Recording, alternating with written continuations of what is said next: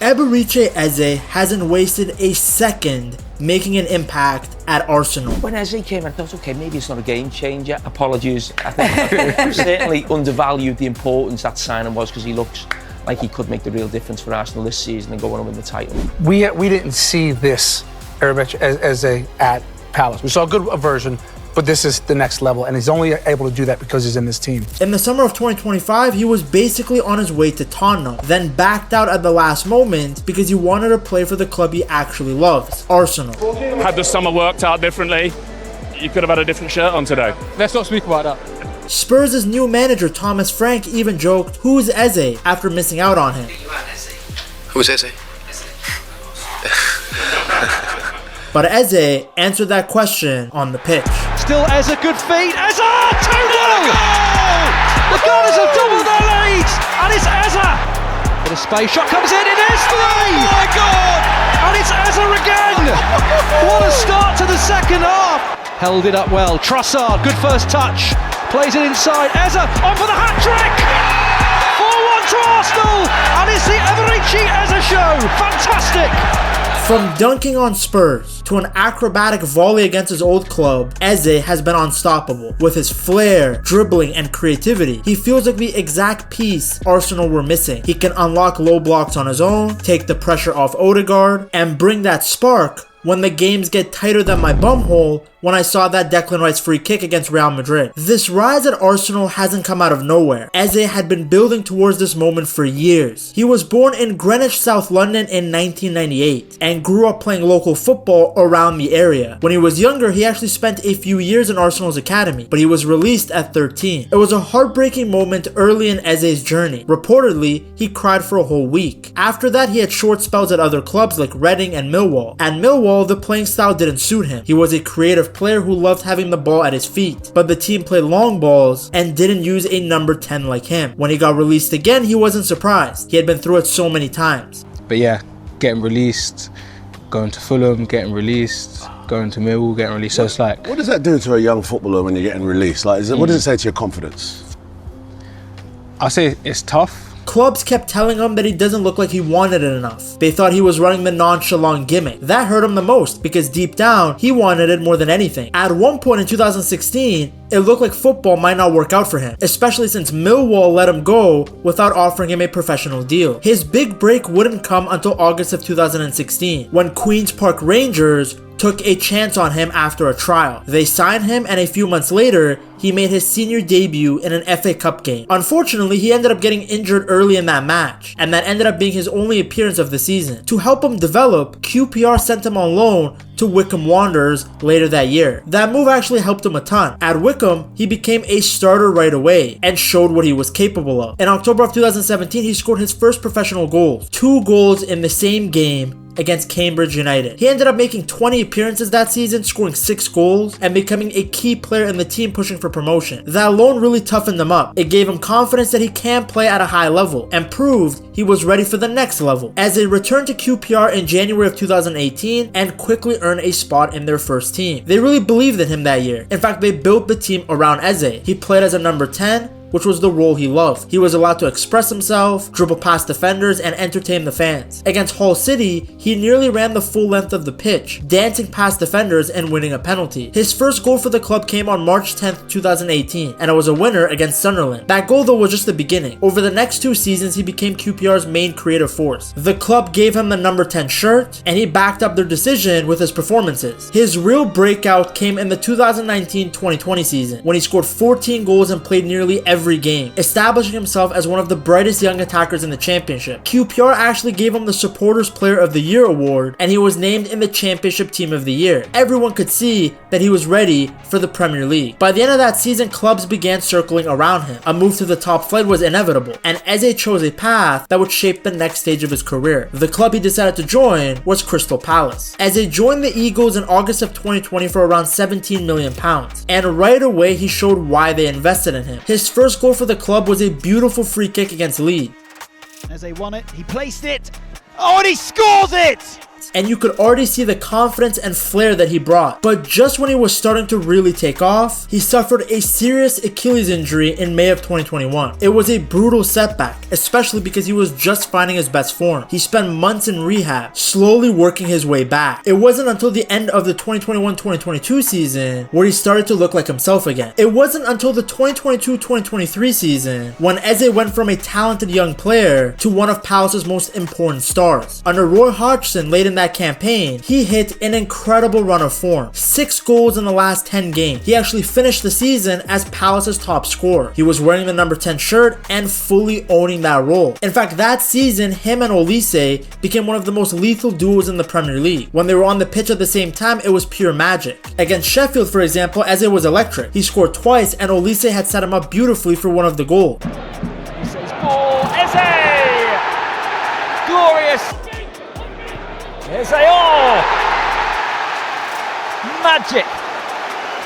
In that season, Olise had assisted Eze 7 times just in the Premier League. A large percentage of Eze's goals had come from Olise. You can look at this chart to get a breakdown of just how much the two created for the Eagles. The next season, Eze got even better. Despite a few injuries, he put up his best numbers yet. 11 goals and 6 assists. He also delivered some big moments, like his stunning winner at Anfield that gave Liverpool their first home league loss in almost a year. This Mitchell, Eze! Wow, says Jurgen Klopp. It was becoming pretty clear to everyone that he wasn't just a good Premier League player, Eze was one of the league's real game changers. Then came the moment that turned him into a Palace legend. In the 2024-2025 season, Eze had led Palace on a magical FA Cup run. He had scored a long-range stunner in the semi-final against Aston Villa. Eze, oh, they are fancying it. He stands and takes a salute, a statue of success, which sent the club to the final. And then on May 7th, 2025, he scored the only goal of the FA Cup final. Towards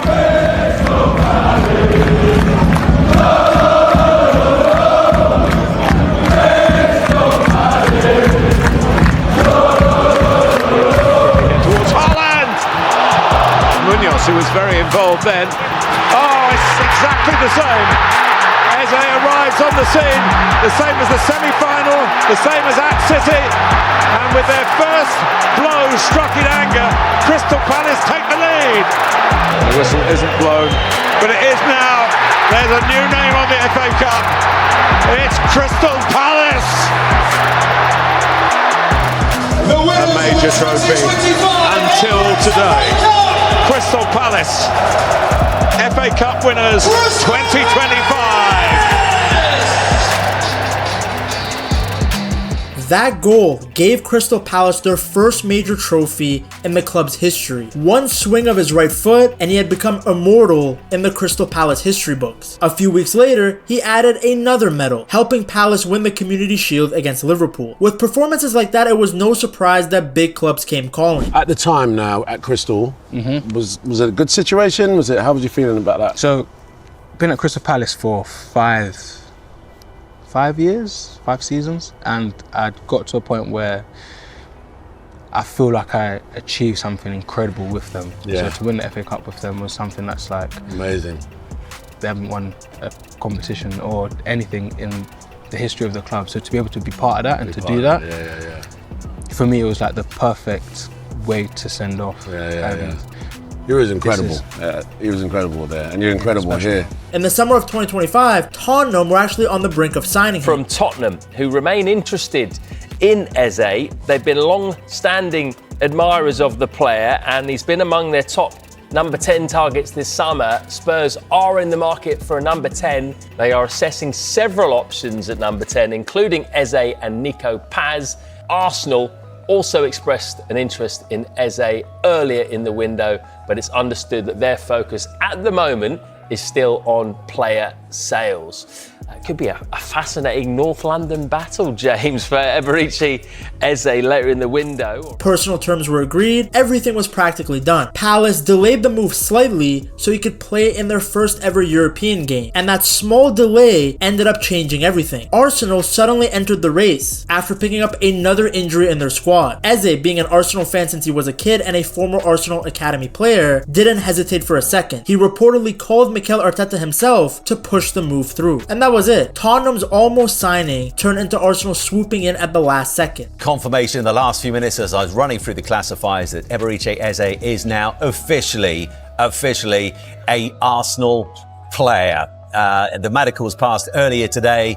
Personal terms were agreed. That news broke around about 3 hours ago. But in the last few minutes, news confirmed that Eberechi Eze is a gunner. He has made the move to North London, but he has moved to the red half of North London. After 5 incredible years, and after calling Palace a family, and the FA Cup win the best day of his career, Eze said his emotional goodbyes and made his dream move to North London. The deal became official on August 23rd, 2025, a 4-year contract, around £60 million up front, rising to £67.5 million with add-on. Eze wasn't coming in as a kid trying to prove himself. He was already a Premier League star, a guy who had just delivered an FA Cup to Crystal Palace, and even had won the Community Shield. This was a signing for right now, a signing for a club trying to go from contenders to champion. The emotional weight of the move made it even bigger. This was the same kid that Arsenal released at 13, the same kid who cried when he didn't get a contract, and now he was walking back through the doors as one of their marquee signings. Arsenal showed their belief in him by immediately handing him the number 10 shirt. Everybody in football knows the number 10 is the creator, the artist, the one who sets the tone. So giving it to Eze was a statement. It was clear to everybody that he wasn't just another addition. He was going to be a central figure for the Gunners. Before he even kicked the ball, he soaked in the moment. Arsenal announced his signing to the home fans before a match against Leeds, and Eze was there at the stadium, watching as a supporter turned player. A week later, he finally made his debut at Anfield. Arsenal ended up losing that game, but in the minutes he did play, you already saw what he could bring. He was confident, he was great at carrying the ball, and he just made defenders nervous. Who knows, if Arteta had started him from the beginning, Arsenal probably could have won that game. Thankfully, the Gunners didn't have to wait long for the goals to come. His first goal for the club came in a League Cup win over Port Vale. It wasn't a huge match by any stretch of the imagination, but getting that first goal is always important. It's like losing your virginity to your new club. Maybe I gotta take a pause there. Then on October 26th, he scored his first Premier League goal for Arsenal. And of course, it came against Crystal Palace, his former club. Arsenal ended up winning that match just because of that goal. It was a poetic moment, scoring against the club that helped shape him. Now that Eze has adjusted to his new team, you are seeing goals and assists regularly from him. He's becoming more and more important every week. I mean, look at what he did in his first London derby. This was the game that everyone was waiting for. He had rejected Tottenham in the summer. Thomas Frank had even thrown a little jab with the "Who's Eze" comment, adding the fact that it was a North London derby and there was a lot of tension in the air. Though I don't know how this is considered a rivalry anymore, considering Arsenal bend over Tottenham every single time they play them. They spank them so hard their ass looks like the Japanese flag. Anyways, for the first 30 to 35 minutes,